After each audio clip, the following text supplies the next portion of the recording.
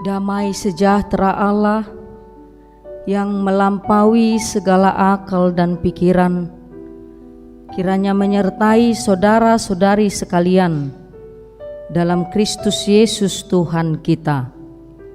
Amin. Horas. Jemaat yang dikasihi Tuhan, puji syukur kita boleh bertemu kembali. Sebelum mendengarkan firman Tuhan, perkenankan saya untuk menyampaikan salam dan kabar-kabar baik, berita sukacita bagi kita semua. Yang pasti bukan perkenalan lagi ya, Mang Inang sudah stok lama. Ya, saya masih Pendeta Sondang Napitupulu, belum berubah dan belum bertambah-tambah juga. 4 tahun 4 bulan yang lalu saya diberangkatkan dari gereja kita ini, melayani di kantor pusat HKBP di Piara Jatarutung sebagai sekretaris mitra HKBP waktu itu. Dan puji syukur saya bisa melayani, kiranya itu boleh berkenan bagi Tuhan.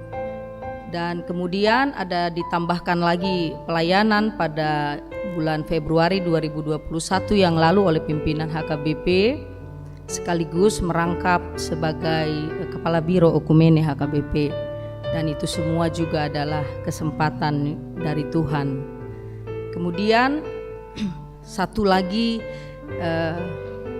berkat anugerah yang saya sendiri saksikan, Amang Inang, saudara-saudari yang terkasih, sebagai anugerah yang sangat besar sekali. Sejak Maret 2022 tahun ini saya diberi tugas oleh pimpinan HKBP untuk belajar lagi untuk studi doktoral teologi di Universitas Silliman di Dumaguete, Filipina. Namun karena masih situasi pandemi, jadi saya menjalani semester pertama ini dengan cara online.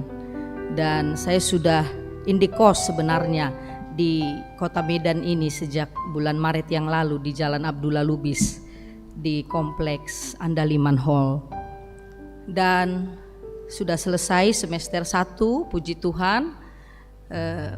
Informasi dari universitas tersebut bulan Agustus ini akan mulai tatap muka.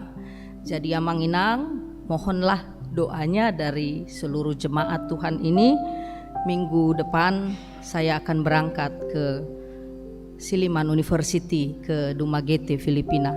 Semoga semuanya akan baik-baik saja, tidak ada lagi kendala, tidak ada lagi hambatan, dan bisa berangkat ke sekolah tersebut. 3,5 tahun ke depan saya akan berjuang di sana untuk mendalami studi doktoral teologi bidang misiologi. Sekali lagi, biarlah Tuhan yang memperkenankan dan mengizinkan ini semua sampai nanti bisa saya selesaikan dengan baik. 9 tahun yang lalu saya juga diberangkatkan HKBP untuk menjalani studi master teologi di Lutheran Theological Seminary di Hong Kong selama 2 tahun. Setelah kembali, lalu langsung mengajar di Sekolah Tinggi Guru Huria di Seminarium Sipoholon, lalu di Huria kita ini sebagai pendeta sekolah minggu selama 3 tahun 2 bulan.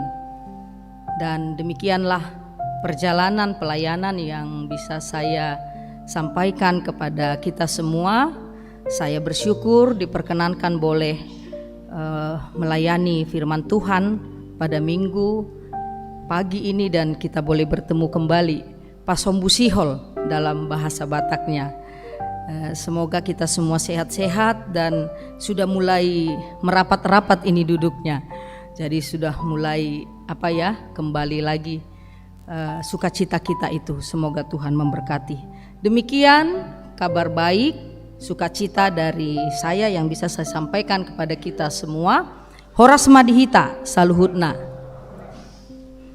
Firman Tuhan bagi kita pada minggu ke-7 setelah Trinitatis tertulis dalam surat Yakobus pasal 3 ayat yang ke-13 sampai ayatnya yang ke-18. Demikian firman Tuhan, marilah kita mendengarkannya dengan membuka hati kita. Saya membacakannya. Hikmat dari atas. Siapakah di antara kamu yang bijak dan berbudi? Baiklah ia dengan cara hidup yang baik, menyatakan perbuatannya oleh hikmat yang lahir dari kelemah lembutan.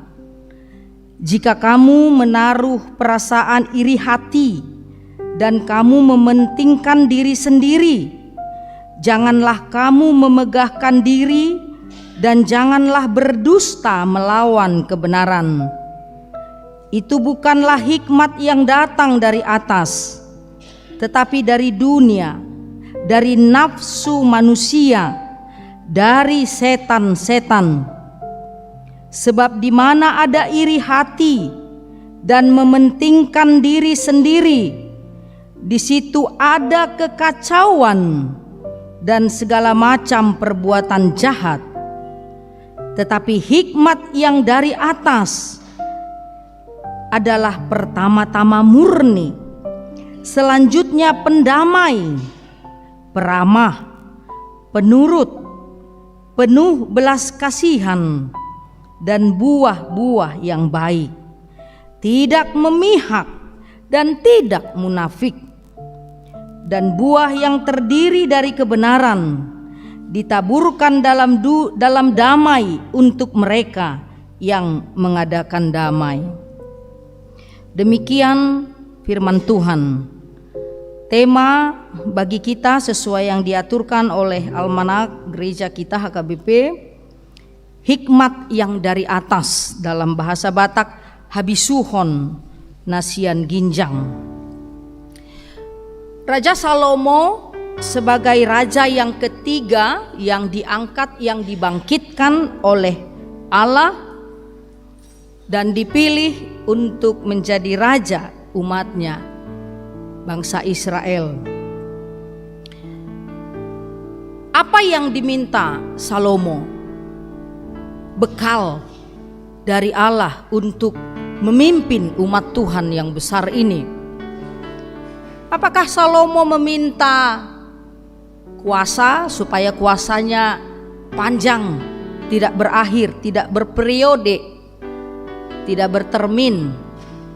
Ataukah Salomo memohon kekayaan supaya dia menjadi raja yang terkaya, yang tiada bandingnya, semua akan apogos, hanya dia yang terkaya, begitu? Lalu apakah dia minta prajurit-prajurit yang beribu-ribu, bahkan yang berloksa-loksa, agar kalau datang musuh dia akan selalu menjadi pemenang? Apakah Salomo juga memohon dan meminta kepada Tuhan agar Tuhan memanjangkan umurnya selama-lamanya, supaya dia tidak mati dan dia agar menjadi raja selama-lamanya? Tidak, saudara-saudariku, bukan itu pun satu yang dia minta kepada Tuhan. Yang dia mohonkan adalah hikmat, habisuhon, wisdom, dalam bahasa yang lain. Dia hanya memohon hikmat dari Tuhan untuk memimpin umatnya yang besar ini. Dia hanya memohon kiranya Tuhan berkenan menganugerahkan, melimpahkan hikmat bagi dia sebagai raja memimpin umat Tuhan itu.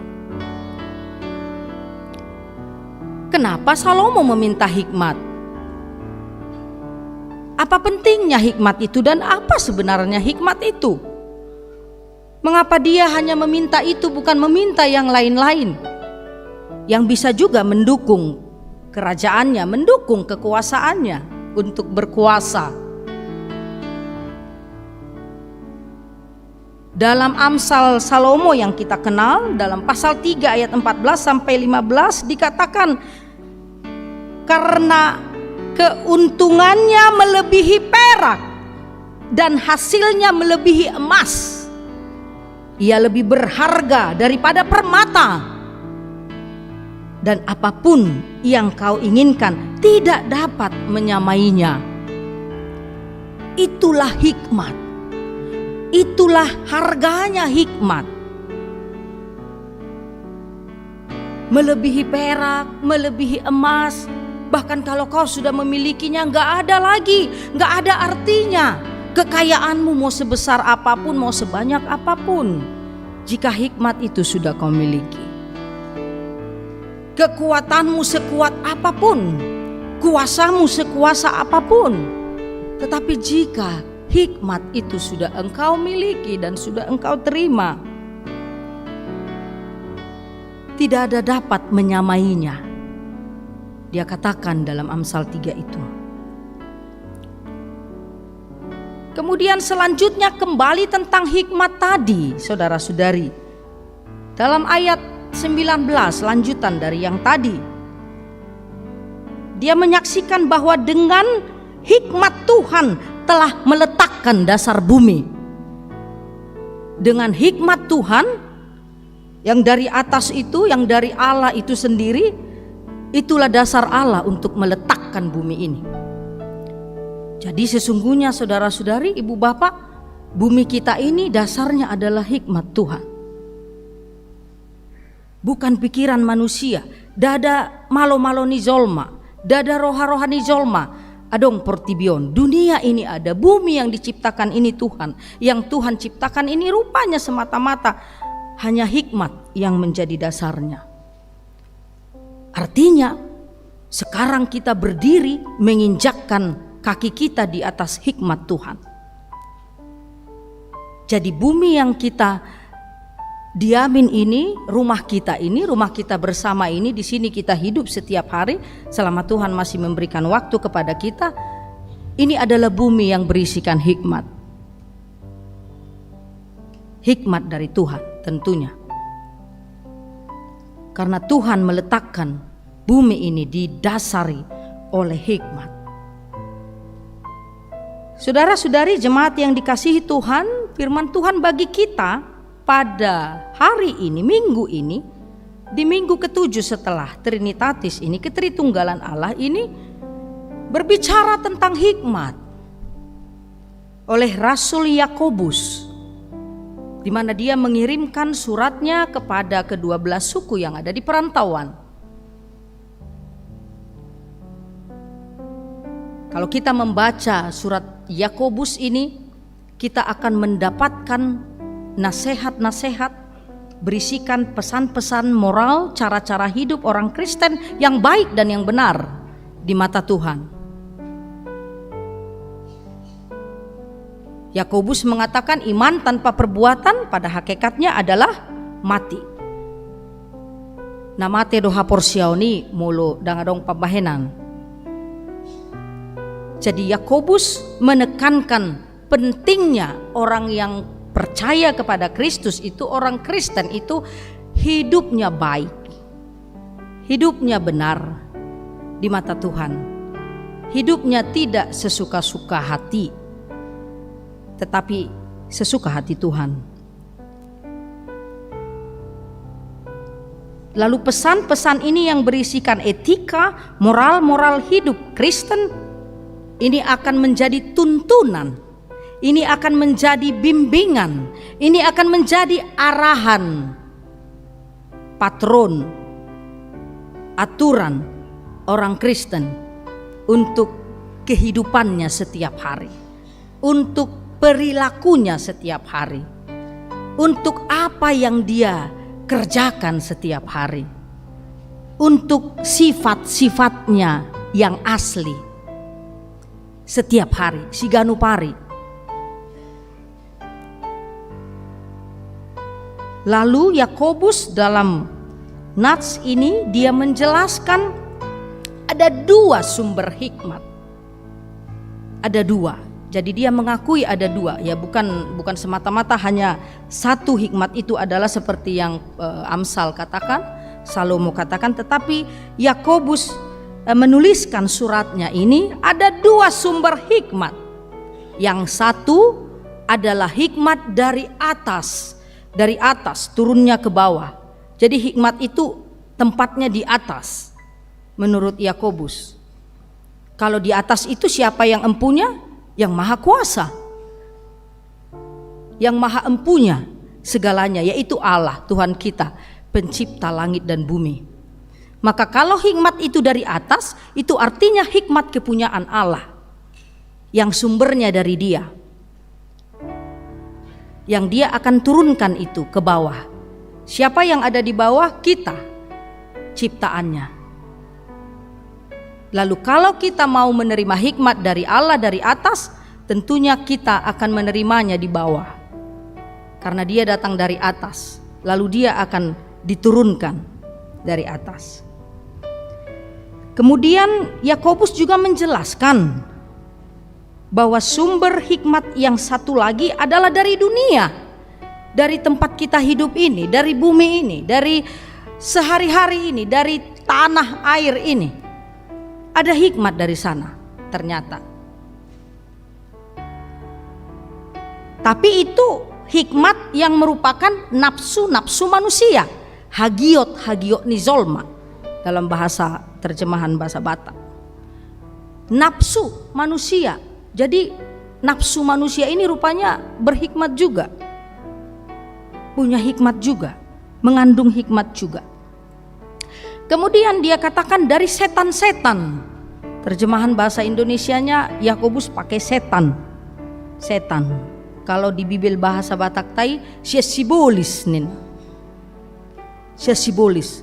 Rupanya sibolis punya hikmat, saudara-saudari, ibu bapak. Bahkan hikmatnya sibolis ini apa ya? Kalau ada level-levelnya, udah high class ini. Udah kelas tinggi ini hikmat dari setan-setan ini, dari sibolis ini.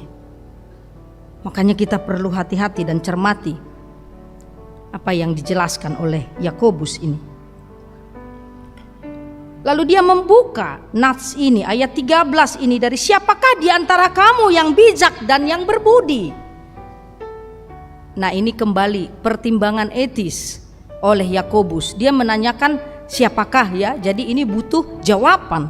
Jawabannya adalah pengakuan diri kita sendiri. Dia tidak menghunjuk siapapun, tetapi dia menyatakan pertanyaan dan kita menjawabnya sendiri dalam hati kita, dalam pengenalan kita, siapa diri kita, isedohita, dan apakah kita bijak dan berbudi, itu katanya. Hikmat yang lahir dari kelemah lembutan. Kalau Yakobus katakan kelemah lembutan bukan berarti gale-gale ya bahasa Bataknya, tetapi lemah lembut, nalabok marroha yang gentile, itu adalah gambaran dari kelembutan hati. Rohana labok. Rohana labok itu menunjukkan orang yang tidak keras hati.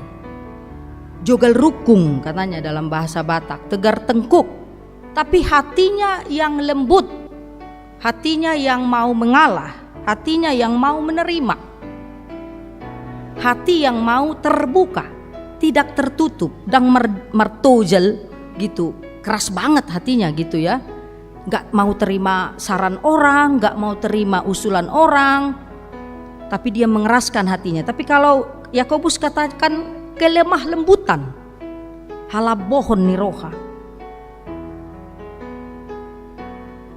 Yesus dalam khotbah di bukit pada Matius 5 itu dia katakan orang yang lemah lembut itu akan berbahagia. Berbahagialah orang yang lemah lembut, karena mereka akan memiliki bumi.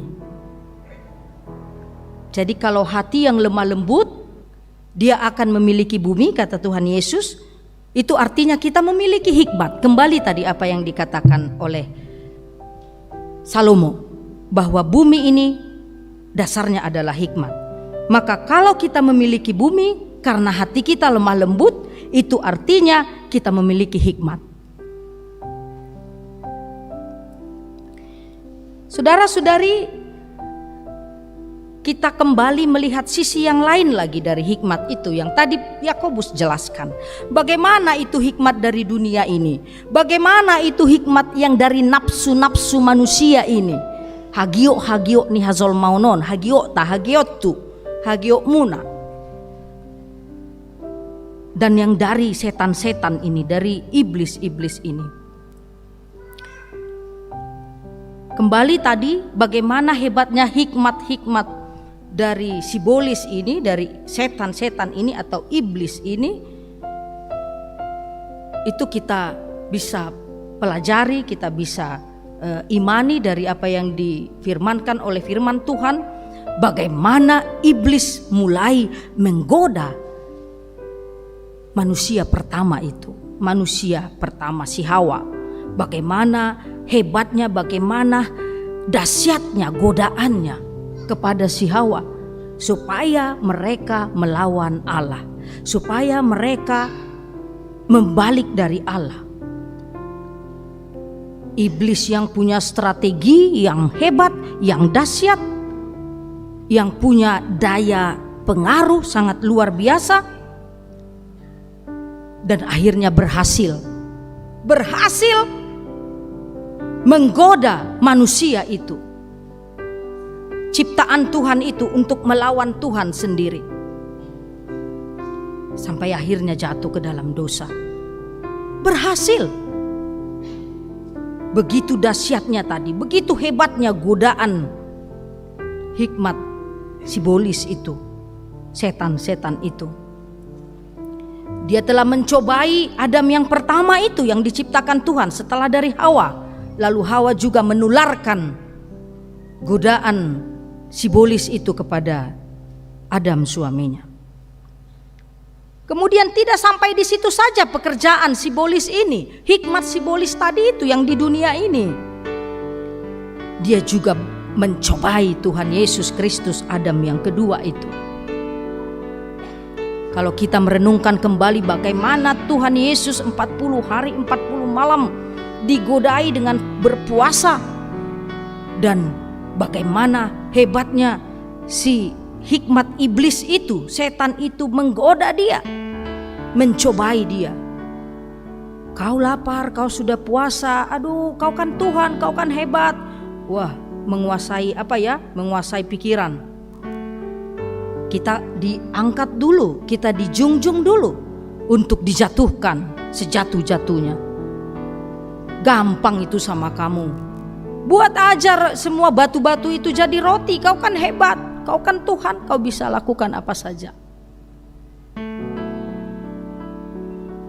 Aku akan berikan kepadamu semua ini asal kau tunduk kepadaku.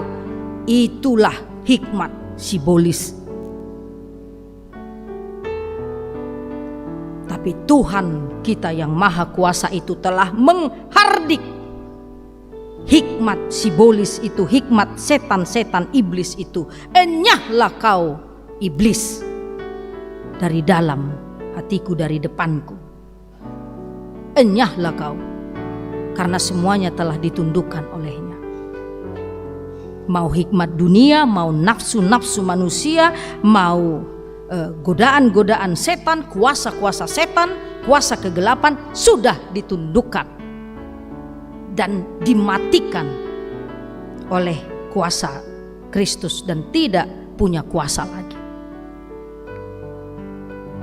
Saudara-saudari, begitulah kehebatan dunia, kehebatan Niportibion, dan itu masih terus bekerja, saudara-saudari. Sampai akhir nanti Kristus datang kedua kalinya, lalu Kristus akan mengakhiri semuanya dan menghakimi semuanya. Tetapi kita harus waspada karena itu masih terus menjadi pergumulan kita. Kita masih harus terus berjuang untuk melawan hikmat dunia ini. Saudara-saudari, Yakobus juga menjelaskan lagi lebih rinci, lebih sederhana dan lebih praktis. Seperti apa sih hikmat dari dunia itu tadi, nafsu-nafsu manusia itu, dan hikmat-hikmat setan-setan dan iblis itu. Yakobus menjelaskan dalam firman Tuhan ini, dalam suratnya ini, hati-hati jika sudah ada iri hati late hosom di dalam hatimu. Hati-hati jika kamu sudah mulai mementingkan diri sendiri, memegahkan diri, berdusta melawan kebenaran. Ini yang Yakobus sebutkan. Saudara-saudari, iri hati, Paulus juga menjelaskan dari 1 Korintus 13 ayat 4 bahwa kasih itu tidak cemburu.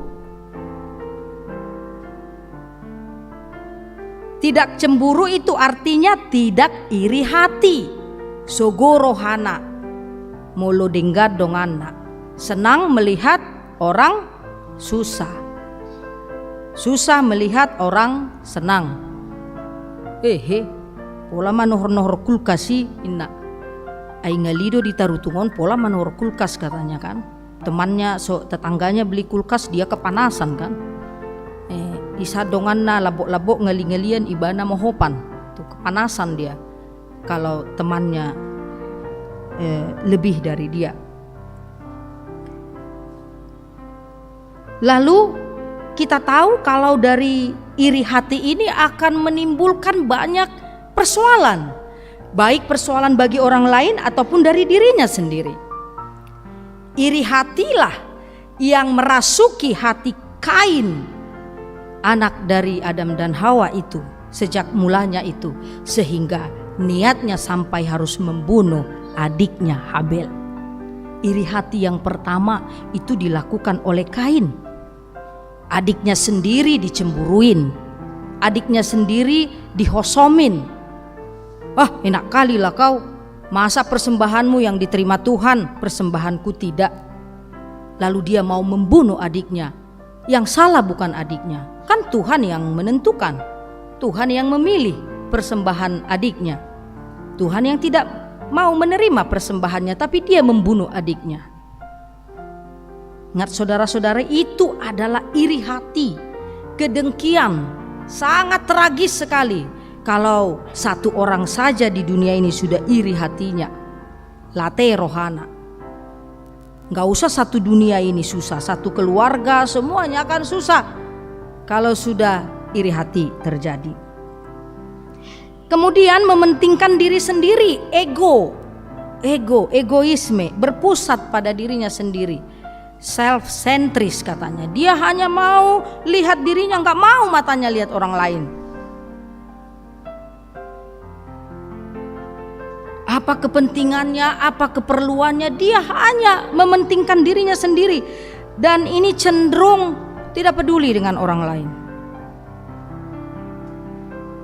Tidak ada empati, tidak ada rasa simpati sedikit pun. Halah, gak apa-apa itu. Heran amat apanya ya, hatinya itu gak bergeming gitu. Gak ada, udah mati rasa, hampir mati rasa. Gak ada lagi merasakan apa-apa. Penderitaan temannya bagi dia itu semua nggak ada. Ini hatinya ini sudah merdus-dus, kata orang Batak. Nggak ada kepekaan sedikit pun, sense of apalah itu, songon apa jago-jago nih bahasa Inggris ate. Rasa apapun nggak ada gitu. Tetangga berduka, yang sakit nggak sampai mokolok, nggak sampai apa ya, sakit sesakit-sakitnya dia slow aja gitu. Bagi dia nggak ada masalah, no problem. Yang penting aku tidak apa-apa. Yang penting saya baik-baik saja. Saya oke-oke saja. Aku sehat, aku masih punya banyak uang, aku masih punya banyak harta, aku masih punya jabatan, anak-anakku semuanya hebat. Tersongoni. Ego ini sangat berbahaya sekali, saudara-saudari. Yang hanya mementingkan diri, melihat diri dan berpusat kepada dirinya. Segala sesuatu harus bertujuan untuk dirinya. Kemudian memegahkan diri. Anggo di hata batak didok maun nabongak katanya ya. Anggar gitu ya. Bahasa-bahasa lebih sederhananya angkuh, arogan, sombong, pamer. Apa yang ada sama dia, dia mau semua orang tahu. Pamerin di media sosial supaya semua medsos ini tahu. Wah, mumpung sekarang kita sudah canggih kan? Ada media sosial dunia maya yang menjadi mediasi kita untuk mengungkapkan apapun yang ada di dalam hati kita. Walaupun itu bukan ranahnya, bukan konsumsi publik, tapi hatinya, apa isi hatinya, apa isi rumah tangganya semua disampaikan di Facebook itu, di media sosial itu. Nggak tahu apa maksudnya, dia senang aja biar semua orang tahu. Apalagi kalau dia punya, apalagi yang dia makan, apalagi yang dia pakai, semuanya dia mau tunjukin sama orang. Memegahkan diri, boasting katanya, karena dia senang kalau dia dilihat hebat oleh banyak orang, karena dia suka supaya kembali orang memuji-muji dia lagi. Memang nahibatan nih, najagoan nih, luar biasa Morana, ledang didok luar biasa burjuna, tahu, luar biasa Morana, luar biasa hebat naina. Itulah yang Yakobus sampaikan tadi, hal-hal yang menjadi bahagian dari hikmat-hikmat dunia itu tadi. Jadi itu bisa datang pada diri kita sendiri, siapapun, sama saya, sama kita semua Amanginang. Lalu Yakobus meluruskan maksudnya suratnya ini. Hikmat dari atas itu datangnya dari Allah, datangnya dari Tuhan, sang pemberi hikmat, sang sumber hikmat itu. Jadi hikmat Allah itu, hikmat Tuhan itu yang datang dari atas itu, dia murni, dang marlaok, murni, asli, tidak campur-campur apa-apa, pure katanya, murni sekali, asli, tidak ada campuran-campuran apa-apa di dalamnya, tidak ada masuk unsur-unsur apa-apa di dalamnya, tapi dia murni. Kemudian dia juga katakan kalau hikmat dari Allah itu, dari atas itu akan menjadi pendamai, si buat damai, peacemaker. Seperti apa si buan damai ini Amanginang? Pendamai ini, adong gua ra pahupuna si dame, bapakna omakna amat dame do nai dame, opunga opung dame, alai tung sohea mar dame halakon.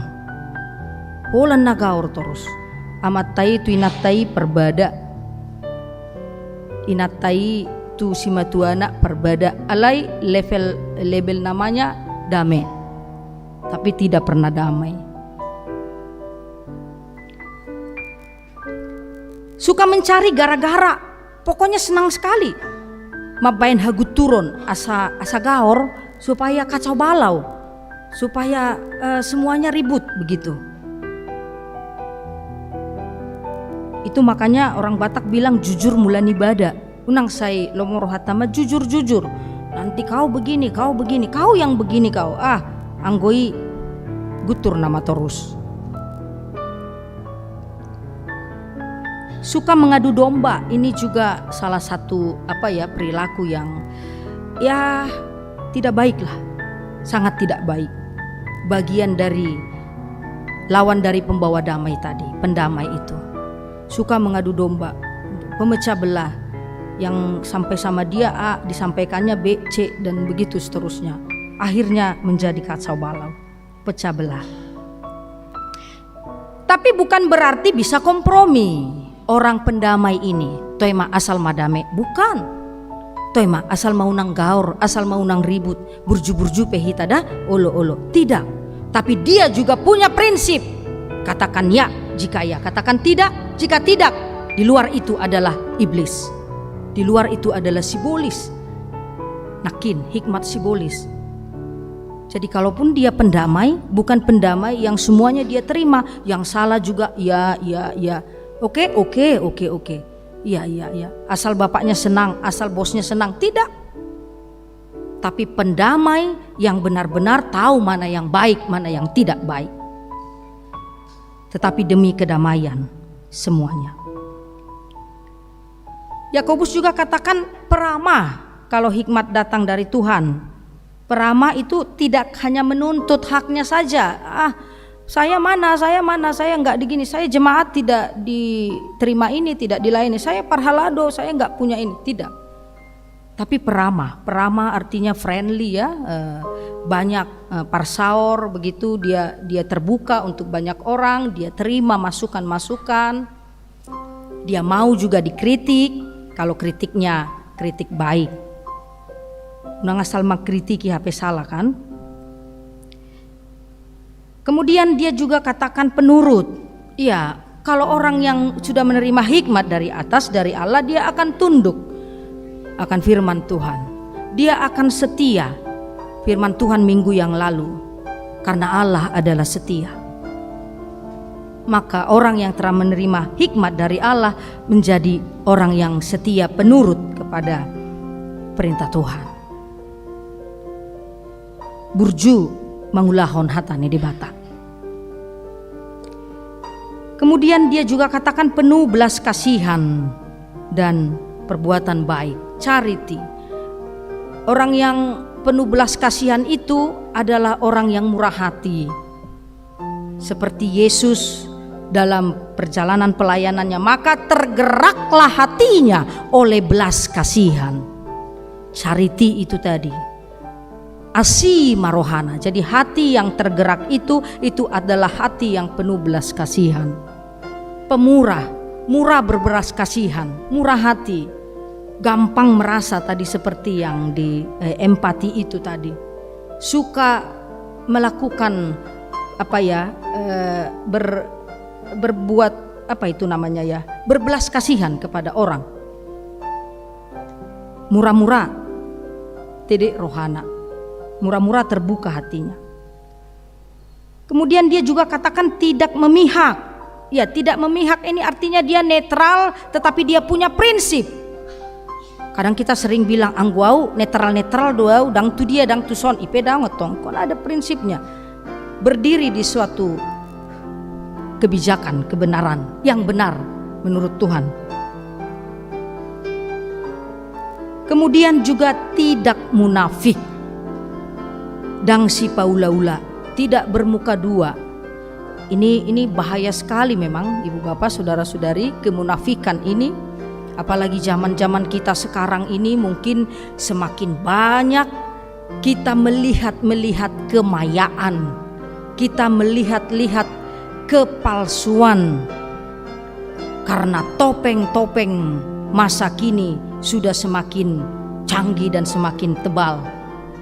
Kita nggak tahu, apalagi karena masa pandemi 2 tahun lebih ini ya. Saya kadang merefleksikannya, kenapa kami harus tutup muka begitu ya. Menutup apa ini? Menutup topeng, menutup kepalsuan, atau menutup ketidakbaikan. Jadi tidak munafik. Dia apa adanya, inilah saya. Tidak palsu. Mulu dihaholongi pedongan nadang si paula-ula. Dia tulus, dia murni. Tidak ada kepentingannya apapun. Yang penting bagi dia adalah dia mau mengasihi orang lain. Tidak pura-pura. Ada yang baik dibuatnya untuk gereja tapi pura-pura. Ada yang mau baik dibuatnya sama punguan-punguan tapi pura-pura. Munafik. Supaya dibilang orang baik. Supaya dibilang orang pemurah, pemberi, tahu. Itu topeng kalau selama kita masih melakukan hal-hal yang seperti itu. Dibukalah topeng-topeng kemunafikan itu. Kita lebih baik menunjukkan diri kita di hadapan Tuhan, di hadapan semua, bahwa kita inilah apa adanya. Inilah saya dengan segala yang saya miliki dan kelemahan-kelemahan saya. Lalu buah dari kebenaran itu itu akan diberikan kepada orang-orang yang tadi memberikan damai itu dan membawa damai. Saudara-saudari yang dikasihi Tuhan kita Yesus Kristus, kita hidup di tengah-tengah dunia yang semakin hebat. Masa ini adalah masa yang semakin maju dan canggih. Globalisasi, digitalisasi ini, milenial ini betul-betul membawa kita ke suatu dunia yang semakin penuh dengan tantangan. Dan yakinlah kalau hikmat dunia ini juga akan semakin hebat. Di sini kita akan mengalami cobaan-cobaan, tantangan-tantangan yang terkadang itu jauh di atas kita, jauh di atas pikiran-pikiran kita. Bagaimana hikmat-hikmat dunia ini yang menjatuhkan kita, yang mencobai kita, yang melemahkan kita. Apalagi kalau kita sedang dalam kondisi lemah, maka hikmat dunia ini, nafsu manusia ini juga bekerja jauh lebih hebat. Demikian juga ketika kita juga ada di suatu puncak kejayaan. Apakah kita sedang memangku jabatan, apakah kita sedang punya kedudukan yang hebat, apakah sedang usaha kita ada di level the best, terbaik, tertinggi, maka ingatlah hikmat dunia ini juga ada menyertainya. Hikmat dunia ini juga ada berusaha untuk mencobai kita, berusaha untuk merongrong kita, menjatuhkan iman kita, menjauhkan kita dari Tuhan, dan bahkan melupakan Tuhan. Karena hikmat dunia ini sangat menggiurkan kita, saudara-saudari. Karena hikmat dunia ini sangat menyenangkan nafsu kita. Baik saudara sekolah, bekerja, atau apapun sekarang yang sedang kita lakukan, ingatlah hikmat dunia ini sangat menyenangkan, fantastik. Siapa yang gak mau kalau ditawarin ini itu? Kan semua mau senang, ibu bapak. Gak ada yang mau susah-susah marhaci-taci, ngaloja hita marhaci-taci dangi, ngaloja jolma marpogos. Semua orang mau cari jalan cepat, semua orang mau cari jalan pintas. Menghalalkan segala cara itu makin menggesa-gesa dalam kehidupan kita, apalagi di zaman yang hebat ini. Gak ada lagi yang mau lambat-lambat, semuanya go, running, cepat-cepat. Songon nama riketi nama zolmaun ganupari, neng hatop tusan. Tapi ingatlah, hikmat dari Tuhan itu, yang murni itu, yang tidak penuh iri hati itu, yang tulus itu, yang penuh kasih itu, yang peramah itu yang akan menuntun kita kepada Tuhan. Itu yang akan membawa kehidupan kita kepada jalan Tuhan. Oleh sebab itu saudara-saudari, di tengah-tengah hidup tantangan yang besar ini, firman Tuhan hari ini berseru kepada kita agar kita memohon, meminta, dan memilih hikmat yang dari Allah. Hikmat yang dari atas itu, itulah hikmat yang akan menuntun kita kepada jalan yang benar, yang Tuhan inginkan kepada kita sebagai umat yang telah ditebus. Sebab itu, marilah terimalah hikmat yang dari Allah. Itulah yang memberkati kita, itulah yang menyertai kita, itulah yang menuntun kita sampai harinya Tuhan memanggil kita. Tuhan Yesus memberkati. Amin.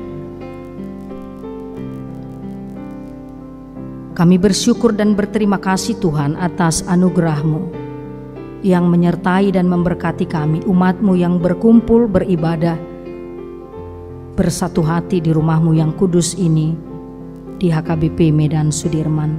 Terima kasih Tuhan kalau kami boleh bertemu kembali dengan sukacita dari Tuhan. Firman-Mu telah kami dengarkan Tuhan. Hikmat yang dari atas, hikmat yang dari surgawi, hikmat yang dari Allah, kiranya menyertai kami, setiap kami di tempat ini dan dimanapun kami berada.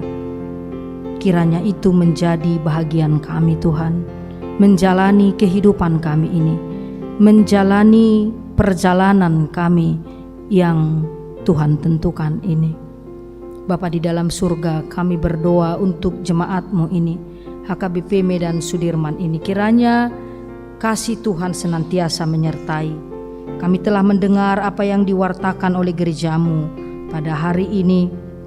Ada berbagai program-program kegiatan gereja-Mu ini kategorial, dari Parheheon sekolah minggu, gabungan paropuan, kegiatan-kegiatan seksi ama, penerimaan kelas baru, lepas sidi, partangyangan, penerimaan calon sintua. Kiranya Tuhan memberkati, menjadi kemuliaan bagi nama Tuhan, dan menjadi berkat sukacita bagi seluruh jemaat-Mu Tuhan. Begitu juga jemaat-Mu yang akan menerima pemberkatan pernikahannya. Biarlah Tuhan menyertai mereka, menuntun mereka dan meneguhkan hati mereka untuk mereka bersiap menerima pemberkatan pernikahan dari Tuhan melalui gereja-Mu dan melalui hamba-Mu. Biar semuanya berjalan dengan baik Tuhan di hari yang akan datang ini. Kami juga berdoa buat jemaat yang tambah Tuhan. Biarlah mereka menjadi jemaat yang baik, jemaat yang setia kepada firman Tuhan. Terjadi juga duka cita Tuhan di tengah-tengah jemaat-Mu. Keluarga besar Silitonga, keluarga besar Siahaan Tuhan, yang telah Engkau panggil orang-orang yang mereka cintai. Biarlah Tuhan menjadi penghibur yang setia, yang sejati, menopang, meneguhkan iman mereka, agar mereka tetap kuat dan percaya kepada Tuhan. Bapa di surga, kami juga mendoakan jemaat-Mu yang sedang sakit, yang pemulihan, yang ada di rumah ataupun di rumah sakit, ataupun sedang menjalani kemoterapi. Kami berdoa untuk Inang Nyonya Sintua Pangaribuan Borusianipar Wek Medan Baru 1, untuk Inang Nyonya Sintua Monang Simanjuntak Borusi Hombing Wek Menteng, untuk Amang Profesor Sabam Malau Wek Sei Agul, untuk Amang Toras Willer Simanjuntak Wek Menteng, Inang Nyonya Lumban Tobing Lince Boronapi Tupulu Wek Petisa Darat, Inang Nyonya Dr. Maruhum Siahan Borusilalahi Wek Kampus USU Padang Bulan, Amang Dr. Andus W. Siahan dan Inang Boru Matondang Wek Medan Baru 2, dan Rahel Manurung. Tuhan, kami bawakan saudara-saudara terkasih kami ini ke dalam tangan Tuhan. Jamahlah tubuh, roh dan jiwa mereka Tuhan, agar mereka beroleh kesembuhan, beroleh pemulihan yang dari Tuhan. Berkati obat-obat yang mereka makan, makanan minuman yang mereka konsumsi. Berkati juga tangan-tangan dokter para medis yang merawat mereka, apakah tindakan-tindakan kemoterapi dan lainnya. Biarlah itu menjadi perpanjangan tangan Tuhan untuk memberikan kesembuhan kepada saudara-saudari kami ini. Tuhan, kami mendoakan juga renovasi Sopogodang HKBP Medan Sudirman yang sedang berlangsung ini Tuhan. Biarlah Tuhan memberkatinya, memberkati panitia bekerja keras, sehati sepikir bersama dengan semua para halado dan seluruh jemaat-Mu ini Tuhan, agar renovasi itu dapat berjalan dan dapat selesai pada waktunya dan bisa dipakai Tuhan untuk menjadi kemuliaan bagi nama Tuhan dan sukacita bagi umat Tuhan ini. Terima kasih Bapa. Kami serahkanlah seluruh hidup kami ke dalam tangan Tuhan. Biarlah hikmat yang dari surgawi menjadi bahagian kami. Dalam Kristus Yesus kami berdoa dan mengucap syukur. Terimalah doa kami ini Tuhan. Amin.